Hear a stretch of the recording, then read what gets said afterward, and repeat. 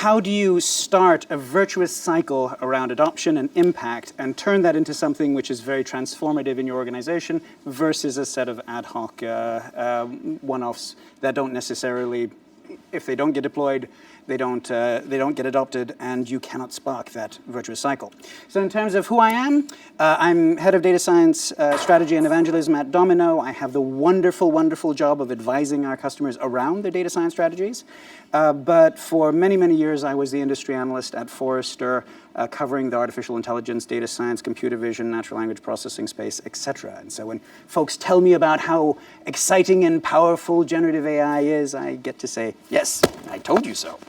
Also the host of our data science podcast. Highly recommend that you guys check it out if you are interested, not just in the practical learnings of the struggles with the data science leaders have in terms of driving impact in their organizations, but also if you're interested in all of these other exciting topics that AI spurs, like the role of AI in education, or what AI tells us about ourselves as human beings. But to the point that we're getting back to our topic of today, obviously there's incredible, incredible excitement around generative AI, stating the bleedingly obvious. It shows up in statistic after statistic after statistic. These are some that are just talking about how much CEOs are really, really excited around generative AI. The first one here, the Deloitte one, I find particularly entertaining. That's where they're talking about, yes, 55% saying that they are experimenting with or evaluating generative AI, and over 50% saying that it will increase growth for their company, and over 3/4 saying that it will increase efficiencies.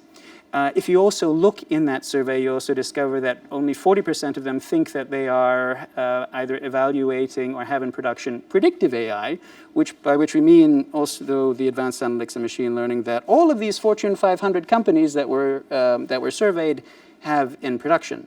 So should we trust any of these numbers? No, of course, we should not trust any of those numbers. Do we take away from it that enthusiasm, that willingness to go and invest in this and drive value off of it is there like never before? And so it's really incumbent upon us to seize that moment and go in and, again, turn this into something which isn't just a proof of concept. It isn't just a one-off that doesn't go anywhere, but to turn that into this virtuous cycle that can be transformative. Now, obviously, easier said than done. But step one, I would say, is identifying what those use cases are to get started. If we get started on the right ones and deliver that value, we can craft that virtuous cycle of adoption investment. If we don't, we miss out on this opportunity. I like to say that we run the risk of not an AI winter for everybody, just an AI winter for your specific company. Then there's that minor detail about so we start off on the right use cases, but how do we operationalize them quickly and drive that value quickly? So obviously, why the low-hanging fruit?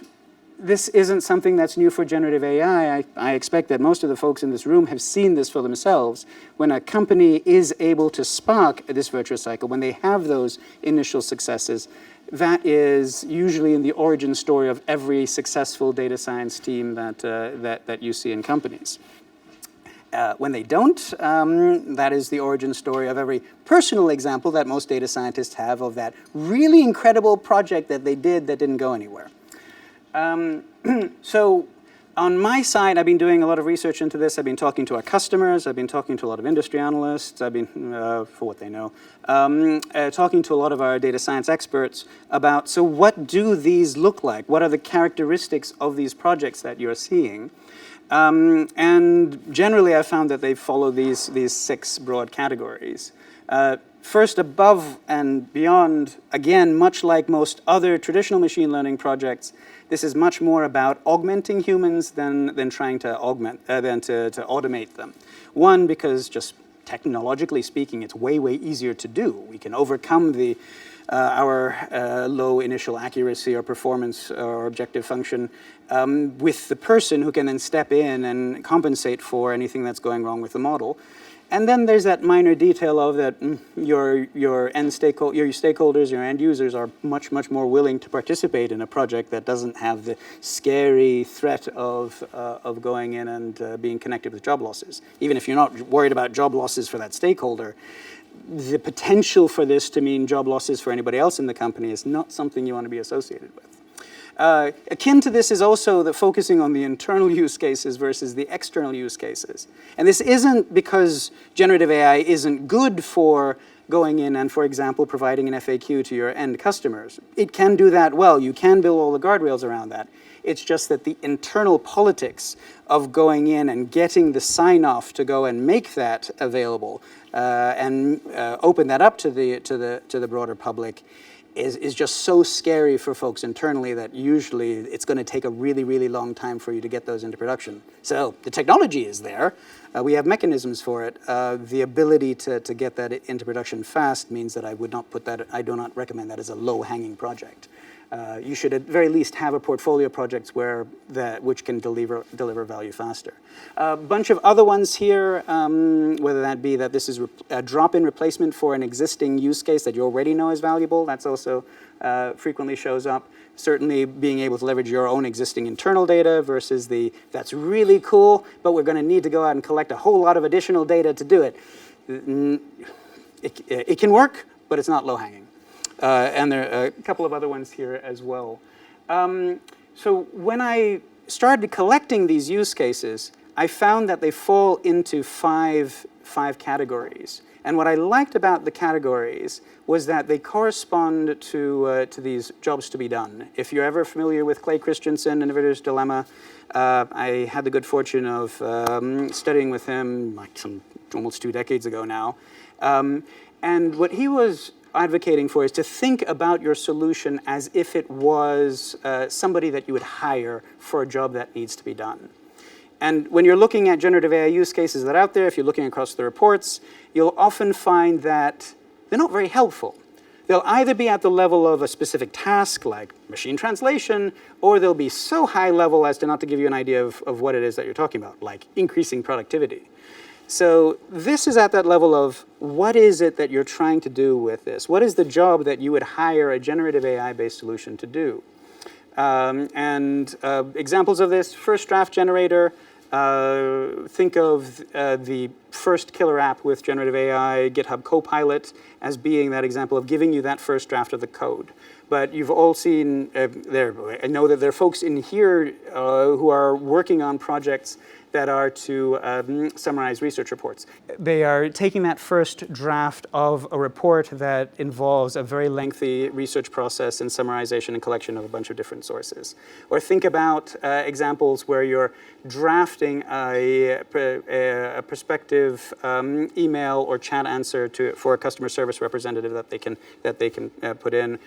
Drafting an outreach email for a sales executive. Think of a marketing campaign or a social media post, etc. That's a key one. The information summarizing one, this is really being able to go in and leverage those untapped, unstructured data sources in your organization, usually textual. So text repositories, ECM solutions, lots of repositories of PDFs, etc.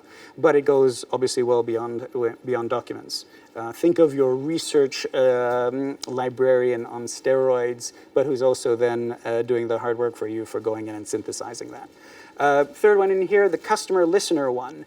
Going in, and I think we haven't seen the examples here, I think, in the demo, but I know, again, that there are folks who are working on this who are leveraging generative AI for this use case as well, where you're leveraging generative AI for traditional use case, NLP use cases. So topic detection, sentiment analysis, etc. This is one of those examples of where the term generative AI runs us into trouble, because these are non-generative generative AI use cases. Same architecture, same transformer encoder decoder networks, but just because they're called generative AI doesn't mean that they actually don't work even better occasionally for our traditional NLP use cases, with caveats on that, naturally. And certainly a couple of other key classes of projects that are on that low-hanging category where they can deliver value quickly, they are relatively low risk, and they're fairly fast time to value. One is on the data synthesis side of things, whether it be on the privacy side or data prep, but also for data scientists overcoming that cold start and helping you evaluate whether or not one of your projects is actually going to be doable. And certainly every vendor out there under the sun is going in and now embedding generative AI-based capabilities into their products if the products have an unstructured data component like text and video and audio, et cetera. And so if you have a product that is leveraging that data currently, of course you would be leveraging generative AI to go and enhance those capabilities further. Now, then that minor detail, okay, so great. Those are use cases which pretty much anybody can leverage and get started with. How do you go about doing that, given that it is harder than ever before? This is a great paper by a UK-based team which was going in and trying to summarize the various challenges of LLMs. This doesn't actually do it justice. This is just a subset of those ones. The pathways, the workflows, the orchestration around these applications is a lot more complex than what we were familiar with traditional machine learning.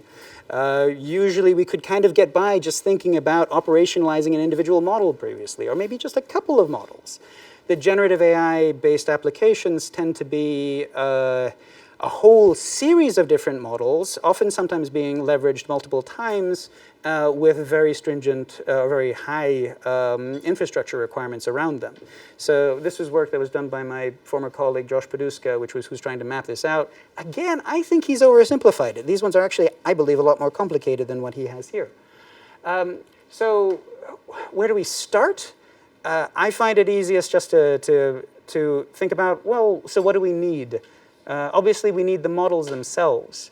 And this is where we often immediately run into trouble because folks immediately jump for ChatGPT and Palm 2 and the ultra-large language models, which they're great for prototyping. You can do a POC with them. It's amazing. And then you find that you have to completely throw them out when you're thinking about trying to operationalize this. They're just too large, slow, risky in order to be able to use in production in a meaningful way today, except for, there are obviously caveats. There is a narrow set of use cases where you can do it. But for most use cases that folks are going to go after, they need something a lot smaller. They need something that they have a lot more control of. And this means leveraging the ecosystem of both open source models, but also the burgeoning ecosystem of specialized large language models that you can license and have more control over.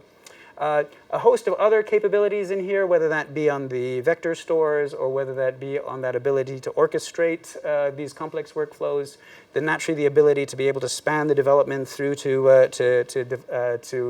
production and hosting of the end applications.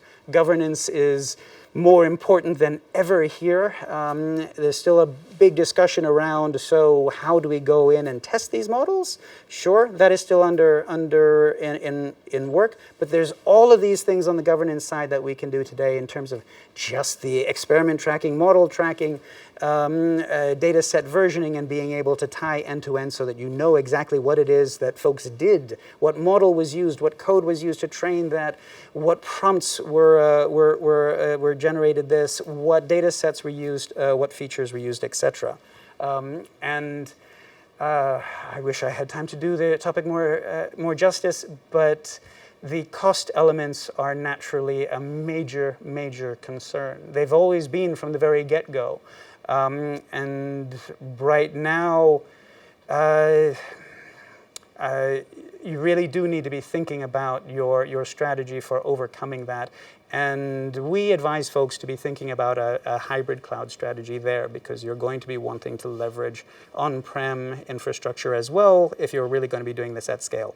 I've seen TCO estimates of around 30% reduction of that when you're doing that on-prem, if you're doing that at large enough volume.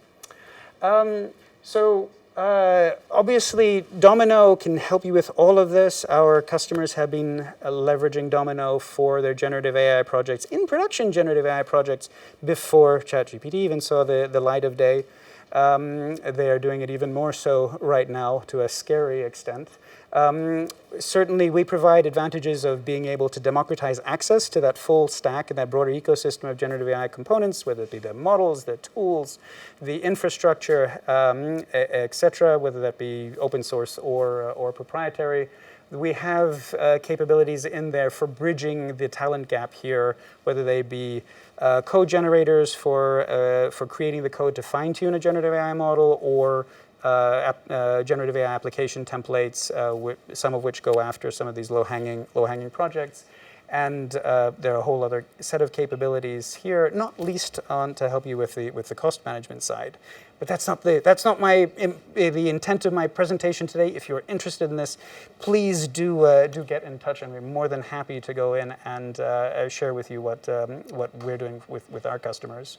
Also, there are a couple of things here, including a report that just went live, cataloging these low-hanging use cases. So please take advantage of that and use that if you need to go in and explain to folks what you could be doing, but also if you also need to be telling folks, maybe we should do some in addition to this one, because it might take a while before we get that into production and drive some value off of it. So thank you very much for listening to me, and please don't hesitate to reach out, and happy to help you on your generative AI journeys.